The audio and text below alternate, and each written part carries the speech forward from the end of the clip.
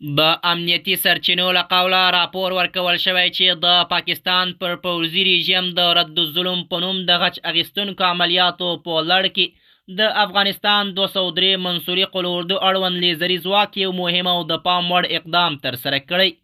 د حقیقت نیوز چینل درنو کتونکو سلام، ستړي مشئ، وخت مو په خیر. ګرانو کتونکو که حقیقت نیوز چینل مو نوی سبسکرایب کړی په درنښت سره همدا اوس یې سبسکرایب کړئ ترڅو زموږ مهم او تازه خبر تر ټولو د مخکې تر تاسو در ورسیږي.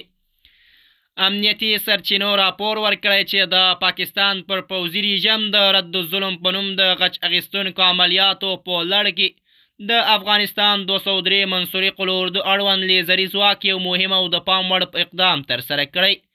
د دغه سرچینو په وینا دا پیښه د خوست ولایت د علیشور ولسوالۍ په مربوطاتو کې رامنځته شوي، چیرته چې یاد ځواک وتوانید چې یوه بله بې پیلوټه الوتکه په نښه کړي او رانسکوری کړي. دا لومړنیو معلوماتو له مخې دغه ډرون د هوا له لارې پر فعالیت بوخته وه، خو د لیزري ځواک له لورې تر څارنې لاندې راغله او وروسته پرې دقیق برید ترسره شو چې په پایله کې الوتکې سقوط وکړ. دا عملیات چې د رد الظلم تر نامه لاندې یادیږي ظاهرا د وروستۍ پیښو او تاوتریخوالو په غبرګون کې پیل شوي دي. ځینې شنونکي باور لري چې دا ډول اقدامات د سرحدي سیمو د امنیت د ټینګښت او احتمالي بریدونو مخنیوي لپاره ترسره کیږي، په ځانګړي ډول په هغه سیمو کې چې افغانستان او پاکستان ترمنځ اړیکې پکې حساس حالات لري.